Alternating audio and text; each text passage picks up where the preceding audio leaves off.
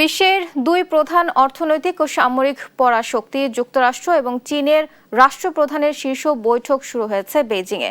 Trump এবং Xi Jinping এর এ বৈঠকে প্রাধান্য পাবে দ্বিপাক্ষিক সম্পর্কের উন্নয়নের পাশাপাশি বৈশ্বিক অর্থনীতির স্থিতিশীলতা ও ভূ রাজনৈতিক নিরাপত্তা।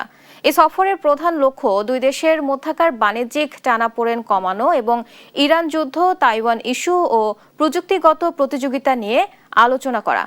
ট্রাম্প মূলত চীনের কাছে মার্কিন পণ্য এবং বোয়িং বিমান বিক্রির বিষয়টি নিশ্চিত করতে চান।